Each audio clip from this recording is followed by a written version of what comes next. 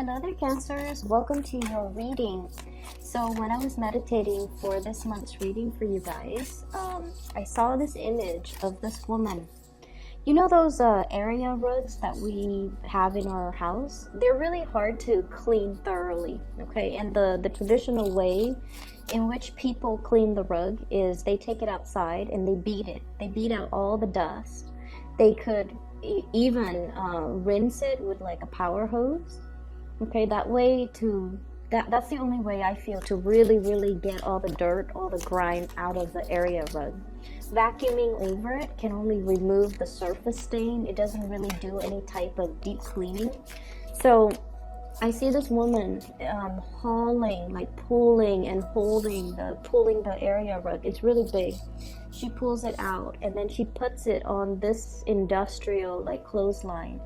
And she takes like sticks and then she beats it, and then this giant cloud of dust just comes out, and she keeps going at it, and after a while the cloud gets smaller and smaller and smaller, the cloud of dust, and then she gets the power hose and then she like thoroughly just sprays at it, and she keeps spraying and spraying until the water runs clear. Okay, so that indicates to me some type of a massive deep cleaning is potentially happening in your life, or needs to happen in your life, in a certain area of your life.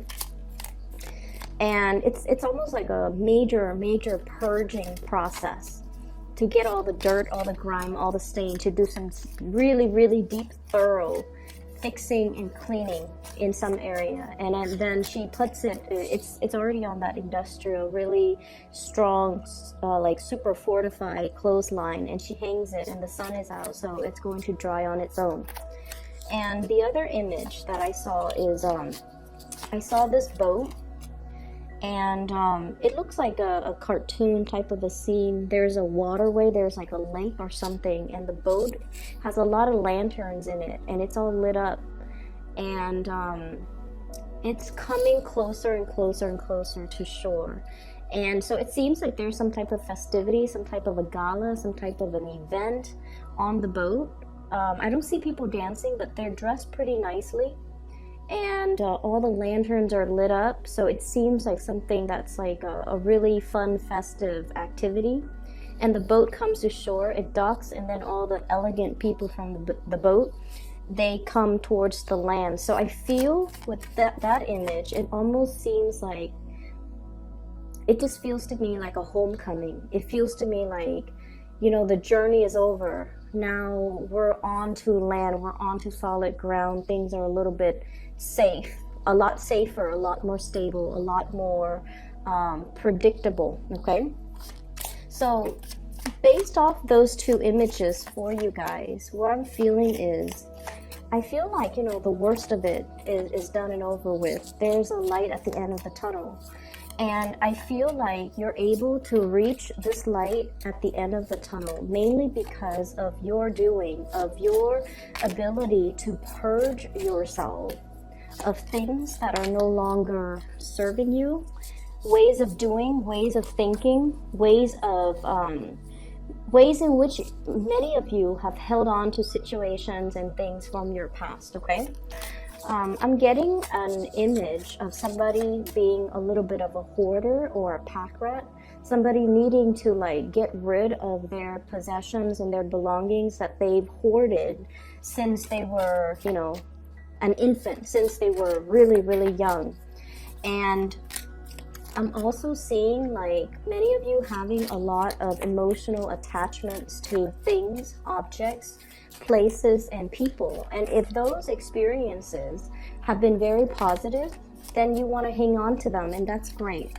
But if those experiences have been quite negative, and I feel like they might have been quite negative, you hang on to them, and they really weigh you down. They weigh you down in terms of affecting your self-esteem. They weigh you down by, you know, miring you in a lot of self-doubt. Like, am I worthy? Am I capable? Am I able to move on past this? And I do feel many of you, you know, possibly carrying that around as a security blanket, okay? And one of the reasons why people do that is they carry this security blanket around that might not be entirely positive, in an effort to tell themselves, like, I knew it, I shouldn't have done it because nothing works out. I should have trusted my gut instinct and not have done that because, you know, it's always going to blow up in my face. So it's almost like that security blanket as an excuse to not try new things. That security blanket as an excuse to tell yourself, you know, I'm a failure, I'm not worthy of new things, or I'm not worthy of all these blessings that are coming into the picture for me. And I want you to be very, very careful, because I feel like many of you, Cancers are typically very, very, very, very shy people. And I also feel like, you know, many of you, you have a social facade that you put on, okay? You like to be liked, and there's nothing wrong with that. We always love to be accepted and to be looked up to and to be liked by other people. And I also feel like many of you, you have a very, you have a way about you where you put people at ease, okay? And you're almost like an emotional and also a social chameleon, where you kind of blend in with your environment as well. And I'm bringing this up because I feel like you like to be liked, and you are very easy to talk to for a lot of people. You're also very nice, very caring, very genuine, and you don't want to see anybody left out. So if you're in a social setting, for example, you want everyone to feel included. So you try to engage everybody in that social context so that no one feels left out, because you're very, very sensitive to if the shoe were on the other foot and you're in a new social environment and you don't want to be left out. You would want to be included, and you would want people to be inclusive towards you. But I also feel like, you know, that really nice social facade, and I feel like many of you, you know, you have a really good heart, but I feel like it comes out in the more of the facade way, where you might bend over backwards and accommodate and do a lot of things for people, especially if they are not deserving of it, okay? And so this whole purging process, okay, I don't need to please anybody, okay? I'm a nice person. I don't need to go out of my way, bend over backwards to prove anything to anybody. I don't need to constantly, you know, look for other people to validate what I feel about myself. And I especially don't need that attention from other people in order for me to accept who I am. So I feel like this process of shedding the old skin, the old way of doing, seeing the light at the end of the tunnel, and seeing you for your authentic self without the self-doubt, without all of that negative self-talk from the past, the need to please, the need for validation, and the need to, you know, live up to a certain ideals and really, really high expectations that you set for yourself. And you're able to reach it, but every time you're a little bit closer and closer to reaching the apex, you kind of lose momentum, lose steam, lose self-confidence. Okay, this can be, you know, really liking somebody, really, really wanting to make an offer towards a person, like a crush, or somebody just you have really strong feelings for. And I feel like once, you know, you're like, I'm gonna do it, and you work yourself up to the point where you're just like, I'm gonna do it. You start approaching the person. And then as soon as you get close to the person, I see, like, you know, you get tongue-tied, you get nervous, you get really, really weak in the knees. And it has nothing to do with the other person's reaction towards you. It's just you talk yourself out of doing things that are actually really, really good for you, okay? So I see a purging process, I see a cleansing. And then I also see reaching that light at the tunnel where you're able to see your authentic self. So it's really, really beautiful. One of the things that I want you to be very careful about, and the 2 5s came out first, so I want to talk about them, okay?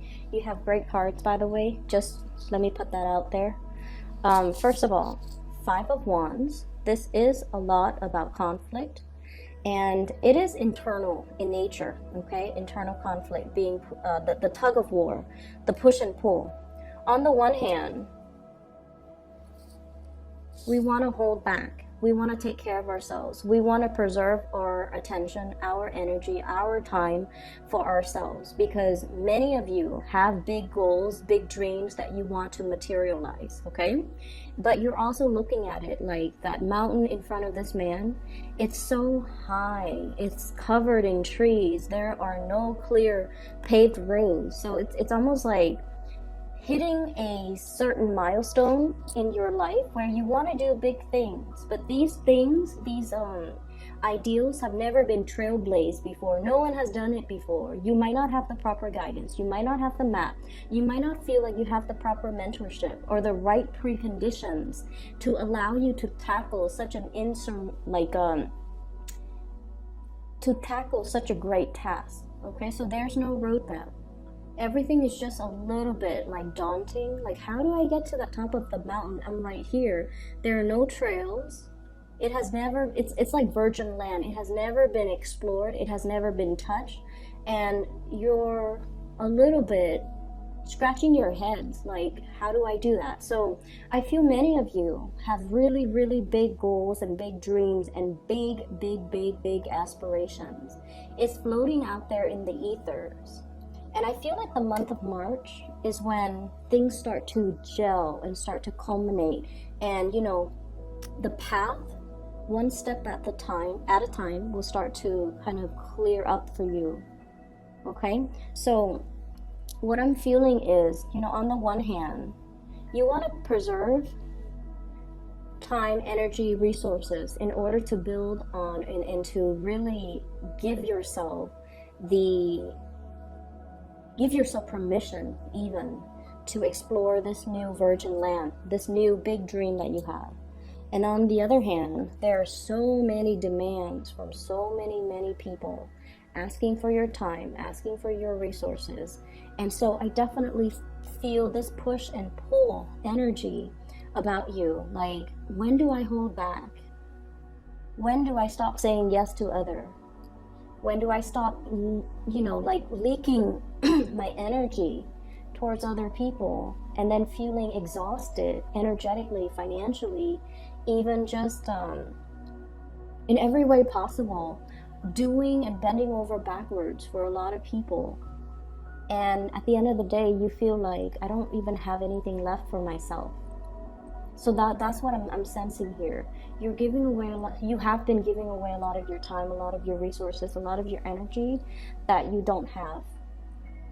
And I feel like you need to really draw back. Focus on these big dreams that you're trying to accomplish for yourself, so that you can keep this vision in the center of your mind and you don't lose sight of it. Many of you are afraid to say no to people because you feel like saying no to them might make them feel like you're either being stingy, you're either being unfair or selfish. God forbid. You don't want them to think that of you. But I feel like it gets to the point where we all need to draw back our energies and start to learn to take care of ourselves. And especially if we have big goals, big dreams, we need to really focus on that. We need to really focus on the research. We need to focus on that vision, how to achieve it. And we don't really have the time and the energy to waste on other things when we have these things clearly in alignment with us, okay? It's not about being selfish. It's about being smart. And I feel like many of you are struggling with this energy. How much do I give to myself? If I say no, if I pull back my energy, my generosity, my resources, will people think of me differently? Will they talk behind my back? Will they say I'm selfish or, stingy or whatever it is? It doesn't really matter, but I know that it does affect you.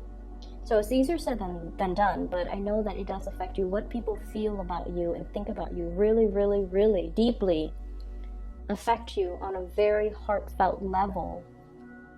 And I would just say that you've been nothing but sweet, and generous and loving to other people. And I feel like it's time for you to turn your back on a few people, especially if they've been kind of milking it, and especially if they have been combative and not cooperative with you. Okay, so the 2 5s, I feel like somebody's energy comes in like this. I'm getting like you know, the word homewrecker is usually associated with third parties, but I feel like this is someone who's a little bit destructive, whose behaviors is, when unchecked, can be very catastrophic, who might have like a very perverse way of doing things, or a very careless, impulsive, as well as lack of direction or lack of a strong sense of morality. Okay, I'm seeing the smoke, and the smoke, it blows with the wind. So it's somebody without a strong sense of self. They just kind of flop out there and you know, trying to find themselves, and they might gravitate towards the wrong people. They might experiment with the wrong things. They might have very dubious sense of morality. And I feel like some of you might have been giving a lot of your time and generosity trying to guide this person or trying to help this person, but it gets to the point where your advice, your counsel falls on deaf ears. They're going to do what they're going to do, and I feel like their presence or their influence might not be the best for you to be around energetically. So we have to learn to pull back a little bit, and we have to learn to take care of our own emotional and mental, you know, peace. Okay, and it's okay to do that. So that's the first energy here. The other thing that's coming into the picture is many of you might have spent a lot of time, I'm hearing like barking up the wrong tree, socializing, wanting to be, you know, included. And you spend a lot of time, a lot of energy arranging for, like, you know, group outings, happy hour, wanting to be a part of a community, wanting to be a part of a social group. And you feel like, you know, the only way is to take charge. Like, let me be the one to get everybody together. And you're very good at that. So like I said, you have this social facade about you. Deep down, I feel like, you know, you like good company. But I also feel like that social facade comes out when you want to be included. And you might be the one behind the scenes arranging all of these, you know, social gatherings and things like that. And I feel like a lot of your attention, your time, resources as well could be funneled towards that. Okay, Three of Cups is generally a very, very good card. It's a very, very good card.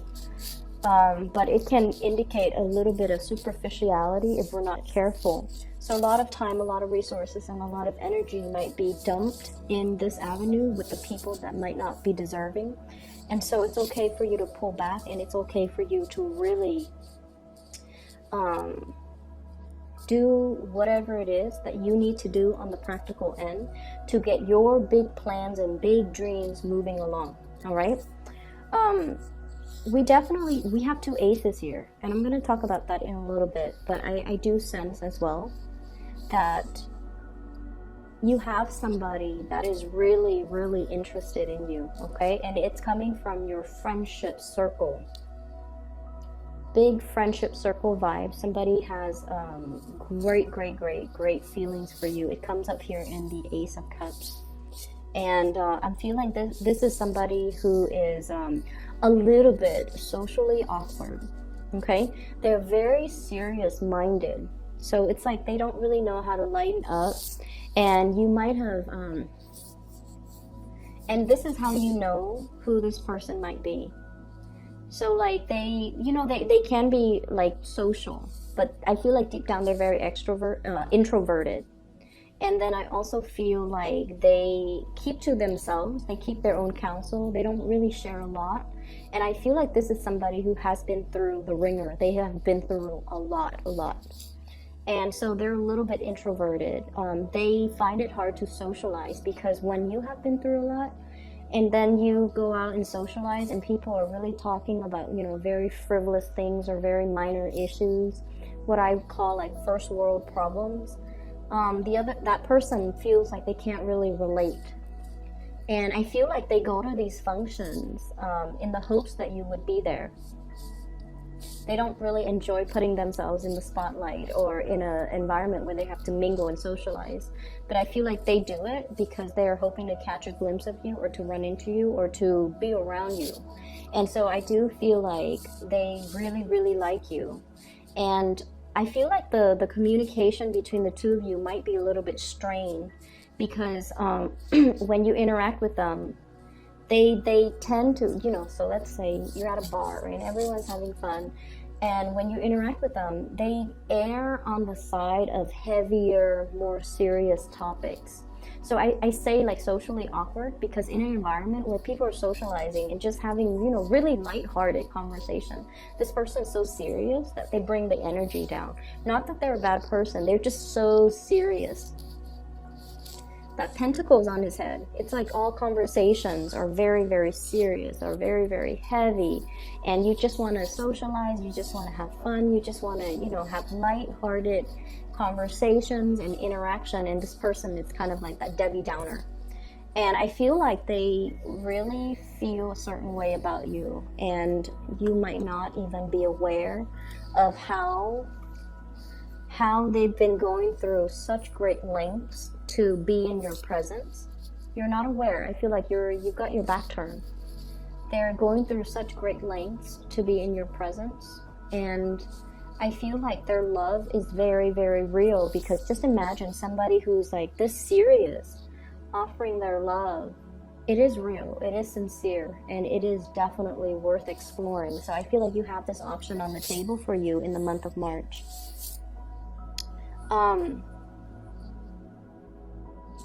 I would say many of you are coming out of this tunnel of light, like out of the dark tunnel into the light. So you might have recently broken up and you're now single. You want to socialize, and there will be opportunities for massive amount of dating, okay? And I feel like you might have a lot of options, but there's definitely somebody here catching your somebody who is really captivated by you. They're definitely more serious. I would say probably a little bit older than you by like about 3 years, 5 years is what I'm sensing. I have 2 3s, 2 5s, 3 of cups, 3 of wands, 5 of swords, 5 of wands. So I feel like there's somebody who might be a little bit older than you by possibly 3 years or 5 years. And I feel like they feel like you're the one. They feel like you're the one. They feel like, you have that sensitivity about you where, like I said, they've been through a lot, but when they talk to you, they feel comfortable. They feel like you never judge them.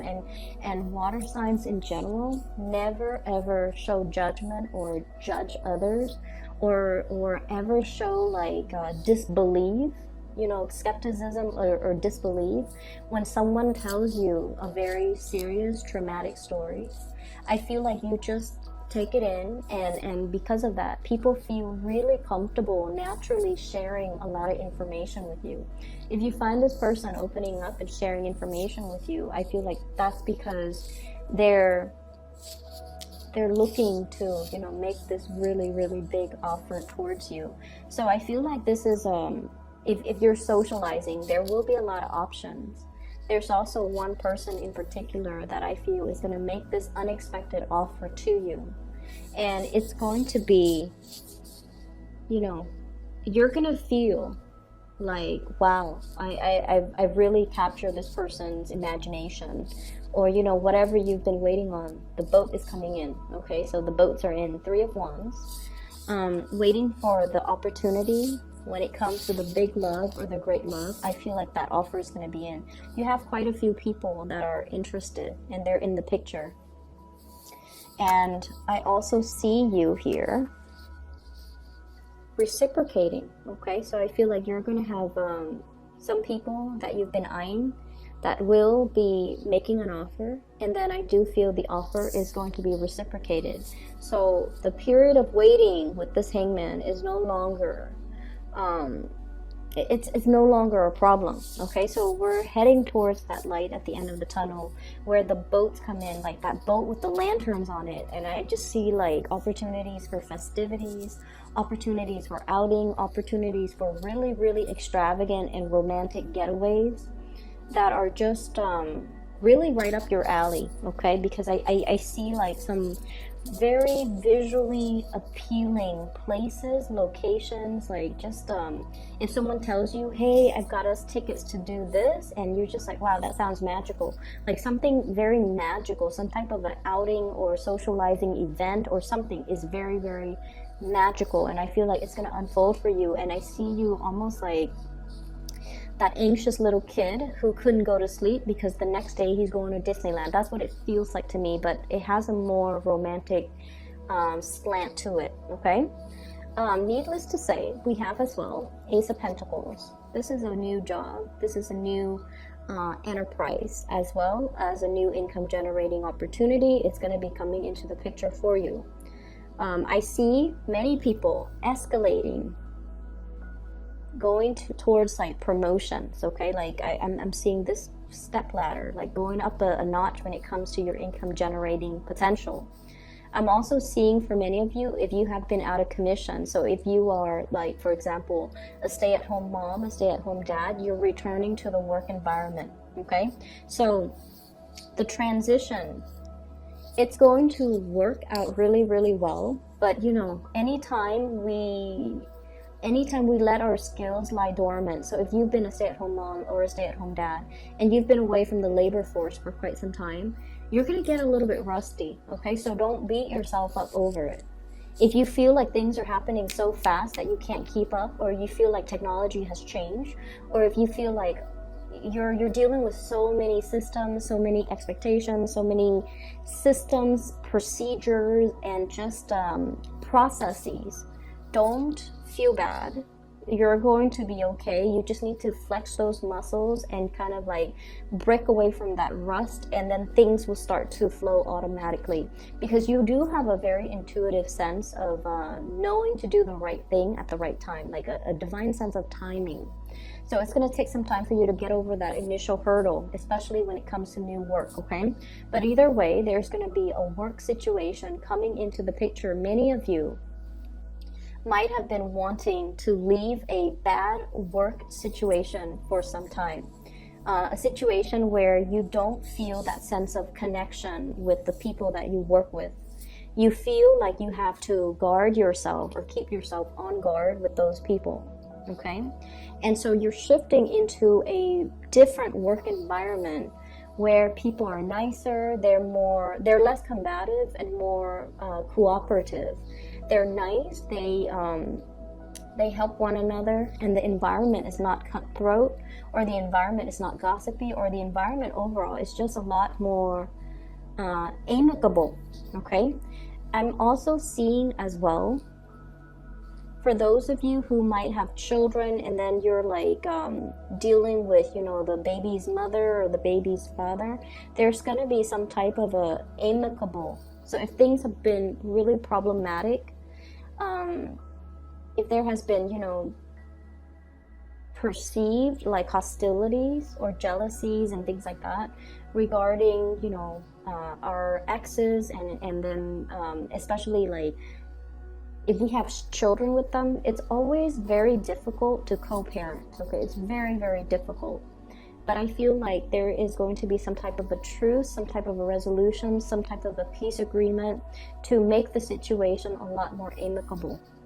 So there's an ironing out or smoothing out of major relationships in your life in general that I'm seeing for this month. So both of these are very, very, very beautiful, okay? And they're pointing in different directions. And what I'm feeling is some of you might be thinking about blending the two. Blending love with money-making activities. So like somebody you might be in a relationship with, you're like, you know what? I have this great business idea. Why don't we, you know, partner up? And then I'm also sensing as well, lots of attraction in a new work environment. If you're changing jobs, new work comes first, new money comes first, and then the new love is going to be as well coming into the picture. So you have some beautiful, beautiful, blessed energies that are coming into the month of March for you. It's actually divine timing, because we're shifting, or we have shifted into the time of Pisces, which is a compatible sign. It's a fellow water sign, so the energy is very compatible for you guys, Cancers. So you have some good things that are going to be coming into the picture. I would say get the new work situation, let that sort itself out.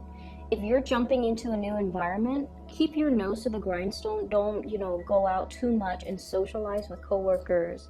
You need to know, anytime we're in a new work environment, and we need to kind of know the pecking order, what I like to call the pecking order first, before we jump in and socialize. Because I feel like strategically, it's the smart thing to do, okay?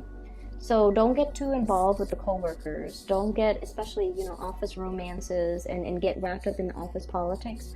But it is really smart for us to kind of get the lay of the land, know the pecking order, know who to come to for advice, know who to avoid. And we always have those people in the office environment that might be gossips too, so you don't want to reveal too much. You guys are very friendly, very sociable. You want to be liked, and you want to just jump in and just, make a splash and be very social. But I feel like there are things here that's really telling you, focus on this first, okay? Focus your energy on this. Keep yourself a little bit more closed off. Mainly because I feel like if you're out there trying to make offers, trying to make a splash, it might not be the best move just yet, okay? So get the lay of the land. Understand the who's where on that totem pole before you choose who to ally yourself with or align yourself with, okay? So I hope the reading is helpful, Cancers, and I wish you the best for this month of March 2019. For those who are still emailing me about private readings, believe it or not, I'm still getting these emails. If you're interested in booking a reading for yourself, I have somebody that I highly, highly recommend. Her name is Bridget. She is a psychic out of California. I've included a link to her scheduling website. You can find that below in the description box. If you'd like to book a reading for yourself, I highly recommend her, and she's amazing. And I've used her services. I've also, for like the past 2 years, and I've also recommended a lot of my friends and family members to use her, and they've been really, really satisfied with her reading. She's phenomenal, so I highly recommend her. So Cancers, I wish you the best, okay? I'm really happy to see this for you, and I hope that the second half of the month will bring you much more blessings as well. So take care of yourself.